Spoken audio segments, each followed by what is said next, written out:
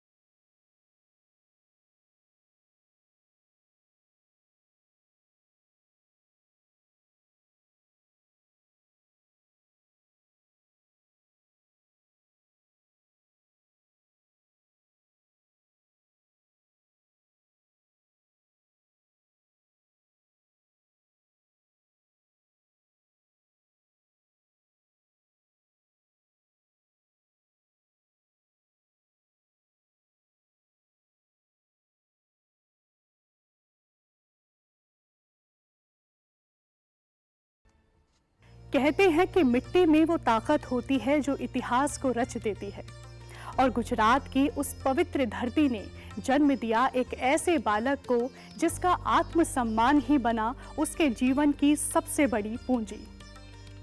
किताबों को उधार लेकर पढ़ाई करने वाला छात्र कैसे बन गया भारत का लौह पुरुष? जरा सोचिए कि एक साधारण सा किसान पुत्र आखिर कैसे बना भारत की दिशा को तय करने वाला व्यक्ति। आइए जानते हैं उस बालक की कहानी। किसान पुत्र से लेकर लौह पुरुष तक के सफर के नायक सरदार पटेल 31 अक्टूबर 1875 को गुजरात के एक छोटे से गांव नाडियाड में किसान परिवार में जन्मे पटेल हमेशा से मेधावी छात्र रहे। पढ़ाई में तेज, लेकिन आत्मसम्मान के इतने पक्के कि जब तक अपनी फीस खुद नहीं जुटाई तब तक स्कूल की ओर रुख नहीं किया। वे कहते थे कि स्वाभिमान इंसान की सबसे बड़ी पूंजी है। गांव की मिट्टी से उनका जुड़ाव गहरा था, वही मिट्टी जिसने उन्हें सिखाया कि जीवन में संघर्ष ही सबसे बड़ी ताकत है। वह साधारण थे, लेकिन सोच असाधारण।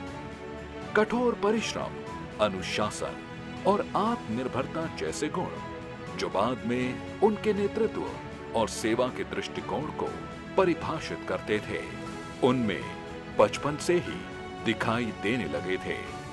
सपना था वकील बनने का। पैसों की कमी के कारण कॉलेज में दाखिला नहीं मिला, पर हौसला नहीं टूटा। उधार ली गई पुस्तकों से पढ़ाई की और सफलतापूर्वक वकालत की परीक्षा पास कर ली। बाद में उच्च शिक्षा के लिए वो इंग्लैंड गए। यह उनकी मेहनत और लगन का प्रमाण था कि वे 3 साल के कोर्स को 1.5 साल में पूरा कर भारत वापस लौट आए और अहमदाबाद में उन्होंने वकालत शुरू कर दी।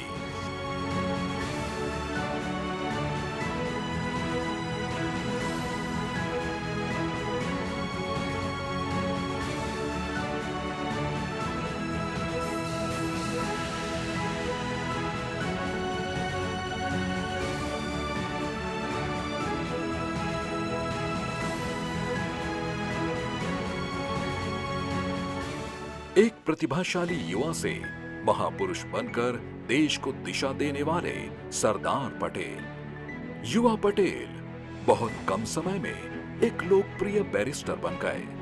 अहमदाबाद अधिवक्ता बार में अपराध कानून के अग्रणी बैरिस्टर के तौर पर उन्होंने खूब नाम कमाया। धीर गंभीर और शालीन पटेल अपने उच्च स्तरीय तौर तरीकों और चुस्त अंग्रेजी पहनावे के लिए जाने जाते थे।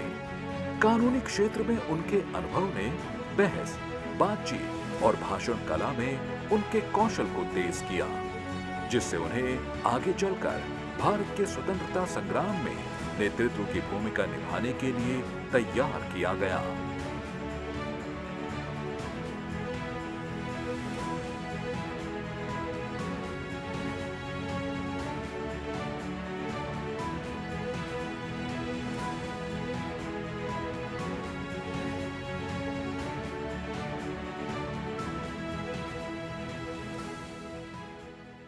गांधी जी के प्रशंसक से सत्याग्रह के सेनानी सरदार पटेल। 1915 में महात्मा गांधी भारत लौटे। उनकी सत्य और अहिंसा की विचारधारा ने देश को नई दिशा दी। वल्लभ भाई पटेल गांधी जी की विचारधारा से बहुत प्रभावित हुए और यहीं से शुरू हुआ उनका सार्वजनिक जीवन। 1917 में सरदार पटेल स्वतंत्रता संघर्ष और बापू के सत्याग्रह से जुड़ गए। स्वतंत्रता आंदोलन में सरदार पटेल का सबसे पहला और बड़ा योगदान खेड़ा संघर्ष में था। 1918 में खेड़ा जिले में भयंकर अकाल पड़ा। फसलें नष्ट हो गईं, लेकिन अंग्रेज सरकार ने कर माफ करने से इनकार कर दिया। पटेल ने किसानों को संगठित किया। उन्होंने कहा कि जब तक न्याय नहीं मिलेगा हम कर नहीं देंगे। गांधी जी और पटेल की कोशिशों का ही परिणाम था कि अंग्रेजों को खेड़ा में भयंकर सूखे की मार झेल रहे किसानों को कर में छूट देने के लिए मानना पड़ा। यह सरदार पटेल की पहली सफलता थी। कभी कोर्ट रूम में अंग्रेजी में तर्क करने वाला ये वकील अब किसानों की आवाज बन चुका था। सरदार पटेल की जिंदगी का ये मोड़ काफी प्रेरणादायक था, जो अब जन सैलाब बन चुका था, जहां अब न्याय की आवाज अदालतों से निकलकर सड़कों पर आ चुकी थी। लेकिन जरा सोचिए कि सरदार पटेल की एक सफल बैरिस्टर वाली नौकरी को त्याग कर उन्होंने आखिर संघर्ष भरी राह को क्यों चुना। तो आइए जानते हैं कि कैसे सरदार पटेल बने सत्याग्रह के सेनानी। उनकी भूमिका ने भारत के स्वतंत्रता संग्राम को परिभाषित करने वाले प्रमुख आंदोलनों तक विस्तार किया, जिसमें 1930 में नमक सत्याग्रह और 1942 में भारत छोड़ो आंदोलन शामिल थे। अन्य नेताओं के साथ पटेल के प्रयासों ने स्वतंत्रता आंदोलन के जनाधार को मजबूत किया और उन्होंने जमीनी स्तर पर समर्थन जुटाने, अनुशासन बनाए रखने और आम नागरिकों में उद्देश्य की भावना पैदा करने में खुद को कुशल साबित किया। उनकी मजबूत संगठनात्मक क्षमताओं और कार्य के प्रति समर्पण ने उन्हें महात्मा गांधी का एक विश्वसनीय सहयोगी बना दिया। इसी बीच 1932 में वल्लभ भाई पटेल की माताजी का निधन हो गया। उस समय वल्लभ भाई 16 माह की सजा के दौरान गांधी जी के साथ यरवदा जेल में थे। अंग्रेज उन्हें कुछ शर्तों के साथ उनकी माताजी के अंतिम संस्कार में जाने की छूट देने को तैयार थे, लेकिन सरदार उनकी शर्तों को मानने को तैयार नहीं हुए। इस प्रकार वह अपनी मां के अंतिम संस्कार तक में भी शामिल नहीं हो पाए। बड़े भाई विठल भाई के अंतिम संस्कार में भी इन्हीं शर्तों के कारण शामिल नहीं हुए। ऐसा था इस महामानव का चट्टानी व्यक्तित्व। 1942 में जब गांधी जी ने भारत छोड़ो आंदोलन का आह्वान किया तो पटेल उस आंदोलन की रीढ़ बन गए। उन्होंने पूरे देश में एक ही संदेश दिया कि यह समय है आजादी या बलिदान का। अंग्रेजों ने उन्हें जेल में डाल दिया, लेकिन जेल की दीवारें भी उनकी आवाज को रोक नहीं सकी। उनका विश्वास था कि लोहा तोड़ना आसान है, लेकिन भारत की आत्मा नहीं। और अब बात उस दौर की जब पूरा भारत आज़ादी की आग में तप रहा था, और उसी आग में सरदार पटेल ने अनुशासन और संगठन की ठोस चिंगारी डाली। कर नहीं देंगे। खेड़ा से लेकर बारडोली तक ये नारा गूंजा और अंग्रेजी सत्ता पूरी तरह से हिल गई। आइए बढ़ते हैं उस समय की ओर जब सरदार पटेल ने भारत को अखंड बनाया। अखंडता की तरफ बढ़ते कदम को और बारीकी से हम देखेंगे। आजाद भारत के पहले गृह मंत्री से लेकर राष्ट्रीय एकता के पक्षधर सरदार पटेल। 15 अगस्त 1947 को भारत आजाद हुआ, लेकिन यह आजादी एक दर्द लेकर आई, विभाजन का दर्द। देश के कोने कोने में सांप्रदायिक दंगे भड़क उठे। दिल्ली में शरणार्थियों का सैलाब उमड़ा। इस संकट की घड़ी में जब देश अस्थिर था, तब दिल्ली के प्रशासन की बागडोर सरदार पटेल ने संभाली। उन्होंने दृढ़ता से कानून व्यवस्था को बहाल किया, शरणार्थियों को बचाया और यह दिखाया कि राष्ट्र का पुनः निर्माण केवल भावनाओं से नहीं, बल्कि संगठन और अनुशासन से होता है। स्वतंत्रता प्राप्ति के बाद पंडित जवाहरलाल नेहरू भारत के प्रथम प्रधानमंत्री और सरदार पटेल गृह मंत्री बने। इसके अलावा वह उप प्रधानमंत्री, सूचना एवं प्रसारण और राज्यों के मंत्रालय के प्रभारी भी थे। भारत की आजादी के समय देश में 565 रियासतें थीं। हर एक का अपना राजा, अपनी सेना, अपना झंडा। पटेल ने समझाया और फिर दृढ़ निश्चय से कहा कि यह भारत मां है, इसे टुकड़ों में नहीं बांटने दूंगा। राजनीति, कूटनीति और दृढ़ इच्छा से उन्होंने भारत की 562 रियासतों को संघ में मिला लिया। सिर्फ 3 यानी हैदराबाद, जूनागढ़ और कश्मीर चुनौती बने रहे। जूनागढ़ ने पाकिस्तान से जुड़ने की घोषणा की। पटेल ने बिना युद्ध के सिर्फ जमानत से इसे भारत का हिस्सा बना दिया। हैदराबाद में निजाम की सेना ने विरोध किया, लेकिन पटेल के ऑपरेशन पोलो ने शांति बहाल की। इतिहास में इसे चमत्कार कहा गया, क्योंकि 1 वर्ष से भी कम समय में उन्होंने बिखरे भारत को एक सूत्र में बांध दिया था। इसी वजह से उन्हें भारत का बिस्मार्क और लौह पुरुष कहा जाता है। उनके कठोर व्यक्तित्व में बिस्मार्क जैसी संगठन कुशलता, कौटिल्य जैसी राजनीतिक सत्ता और राष्ट्रीय एकता के प्रति अटूट निष्ठा थी। सरदार पटेल ने न केवल राजनीतिक एकता स्थापित की, बल्कि प्रशासनिक ढांचे को भी नया रूप दिया। उन्होंने कहा कि भारत हमेशा विश्व में अग्रणी रहा है और प्रमुख रूप से जिस देश की प्रशासनिक व्यवस्था मजबूत होती है, वह देश हमेशा अग्रणीय और हमेशा उन्नति की राह पर चलता है। उन्होंने हमेशा कहा कि सिविल सर्विस देश की रीढ़ की हड्डी है। इसी सोच से बना भारतीय प्रशासनिक सेवा यानी हमारे भारतीय संविधान के अंतर्गत हमारी लोक सेवाओं का उन्होंने चर्चा भी की। जिस समय हमारे संविधान का प्रथम संसद अधिवेशन हुआ तो उन्होंने संसद के अंदर भी इस बात को उजागर किया था कि भारतीय प्रशासनिक सेवाएं हमेशा देश की उन्नति के लिए कार्य करती रहेंगी। भारतीय सिविल सेवकों को और भी अधिक रचनात्मक, सृजनात्मक, विचारशील, नवाचारी, अधिक क्रियाशील, प्रगतिशील, ऊर्जावान, सक्षम, पारदर्शी और प्रौद्योगिकी समर्थ बनाते हुए हमारे लोक सेवकों को हमें सशक्त और मजबूती के लिए तैयार करना है, ताकि भारत एक भविष्य और ताकतवर उन्नति की ओर जा सके। वे कहते थे कि हमारा धर्म है, देश पहले, बाकी सब बाद में। उनके लिए विकास का मतलब था मजबूत प्रशासन, एकता, अनुशासन और आत्मनिर्भरता। आधुनिक भारत के शिल्पी से देश के विकास के प्रणेता सरदार पटेल।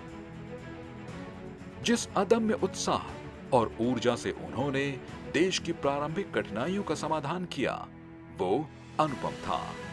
वे सही मायनों में आधुनिक भारत के शिल्पी थे। सरदार पटेल के ऐतिहासिक कार्यों में सोमनाथ मंदिर का पुनः निर्माण, गांधी स्मारक निधि की स्थापना, कमला नेहरू अस्पताल की रूपरेखा जैसे कार्य हमेशा याद किए जाते रहेंगे। राष्ट्र के विकास के लिए पटेल राष्ट्रभाषा को बेहद अहम मानते थे। उन्होंने अहमदाबाद में स्वच्छता कार्य को आगे बढ़ाने में सराहनीय कार्य किया। उन्होंने पूरे शहर में स्वच्छता और जल निकासी प्रणाली सुनिश्चित की। उन्होंने सड़क, बिजली तथा शिक्षा जैसी शहरी अवसंरचना के अन्य पहलुओं पर भी जोर दिया। आज यदि भारत जीवंत सहकारिता क्षेत्र के लिए जाना जाता है तो इसका श्रेय सरदार पटेल को जाता है। वह किसान पुत्र थे और भारत के किसानों की उनमें प्रगाढ़ आस्था थी। श्रमिक वर्ग उनमें आशा की किरण देखता था तथा व्यापारी और उद्योगपतियों ने उनके साथ इसलिए काम करना पसंद किया क्योंकि वे समझते थे कि सरदार पटेल भारत के आर्थिक और औद्योगिक विकास के विजन वाले दिग्गज नेता है। उनके राजनीतिक मित्र भी उन पर भरोसा करते थे। हर लफ्ज़ में एक कहानी होती है, हर कविता में एक एहसास छुपा होता है।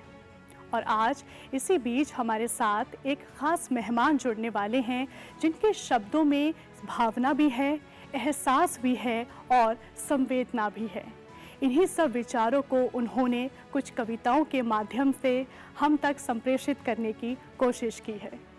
आजादी के 7 वतन को बंटवारे का खेल मिला, खुशी मिली थी मगर दिलों को आंसू का भी मेल मिला। जिसने सारे पुष्प समेटे एक धागे में पिरो दिए, जिसने सारे पुष्प समेटे एक धागे में पिरो दिए, बटी हुई इस भारत माँ को बेटा वही पटेल मिला। आजादी के साथ देश ने बंटवारे का गहरा घाव झेला। अशांति, विस्थापन और अविश्वास के इस कठिन समय में एक पुरुष लौह की तरह अडिग खड़ा था और वो था सरदार वल्लभ भाई पटेल। आइए आज राष्ट्रीय एकता दिवस पर और सरदार वल्लभ भाई पटेल के 150वीं जयंती पर ये पंक्तियां पूरे देश तक पहुंचा दें। बिन मरहम के जख्मों को हम रोज नए अश्कों से धोते, मन की बंजर हुई धरा पर संयम आखिर कब तक ढोते, कि एक सूत्र में नहीं बांधते असरदार सरदार हमें तो, एक सूत्र में नहीं बांधते असरदार सरदार हमें तो, भारत माँ की माला के सारे मोती बिखरे होते, भारत माँ की माला के सारे मोती बिखरे होते। रणभूमि में जीत के परचम जैसा वल्लभ भाई पटेल, रणभूमि में जीत के परचम जैसा वल्लभ भाई पटेल, कोलाहल में प्यार की सरगम जैसा वल्लभ भाई पटेल। और जो अपनों से मिली थी अंबर भारत माँ के सीने को, जो अपनों से मिली थी अंबर भारत माँ के सीने को, उन सारे जख्मों पर मरहम जैसा वल्लभ भाई पटेल, उन सारे जख्मों पर मरहम जैसा वल्लभ भाई पटेल। ईमानदारी और मानवता की प्रतिमूर्ति सरदार पटेल। पटेल का पूरा जीवन सादगी और ईमानदारी से परिपूर्ण था। कर्म उनका मूल मंत्र था और किसी भी तरह के भेदभाव को वो समाज के विकास में बाधक मानते थे। प्रदेश की नजर में आपसी प्रेम और भाईचारे का खास स्थान था। उनके दृष्टिकोण में सर्वधर्म संभाव किसी भी देश को संगठित बनाए रखने का महत्वपूर्ण जरिया है। चुनौतियों से निपटने के लिए दृढ़ इच्छा शक्ति और बुलंद इरादे के प्रतीक सरदार पटेल। देश से जुड़ी समस्याओं और चुनौतियों से पार पाने के लिए पटेल का नजरिया हमेशा से अनूठा रहा। भारत की प्रगति में रुकावट डालने की कोशिश में लगे पड़ोसी देश के प्रति उनका रवैया आक्रामक था। देश के आंतरिक मामलों में पटेल को किसी की दखलंदाजी बर्दाश्त नहीं थी। 5 दिसंबर 1950 में भारत ने अपने सबसे मजबूत प्रहरी को खो दिया, लेकिन उसकी लौ आज भी हम भारतीयों के दिल में बसती है। स्टैचू ऑफ यूनिटी सिर्फ एक प्रतिमा नहीं है, ये एक विचार है, एक एहसास है जो हमसे कहता है कि भारत की शक्ति एक है। सरदार पटेल के निधन के 41 वर्ष बाद 1991 में भारत के सर्वोच्च राष्ट्रीय सम्मान भारत रत्न से उन्हें नवाजा गया। यह केवल एक पुरस्कार नहीं, यह उस लौह पुरुष के प्रति भारत की कृतज्ञता है जिसने हमें एकता, साहस और राष्ट्र निर्माण का अर्थ सिखाया। 31 अक्टूबर 2018 को नर्मदा के तट पर दुनिया की सबसे ऊंची प्रतिमा statue of unity Sardar Patel को समर्पित की गई। 182 मीटर ऊंची यह प्रतिमा केवल एक स्मारक नहीं, बल्कि उस व्यक्ति के प्रति राष्ट्र की श्रद्धांजलि है जिसने भारत को अखंड बनाया। यह हमें याद दिलाती है कि एकता ही शक्ति है और विभाजन विनाश। स्टैचू ऑफ यूनिटी सिर्फ एक प्रतिमा नहीं है, ये एक विचार है, एक एहसास है जो हमसे कहता है कि भारत की शक्ति एक है। जब हम अखंड भारत की बात करते हैं तो हर भारतीयों के दिल से एक बार फिर से वही नारा निकलता है जो सरदार पटेल ने कहा था। वो था कि देश पहले, बाकी सब बाद में। आइए नमन करते हैं उस लौह पुरुष को आज उनकी जन्म जयंती पर, जिन्होंने हमारे भारत को, हमारे देश को प्रेरणा दी, एक नई सोच दी, आत्मा दी और भारत को जीवन दान दिया। नमस्कार।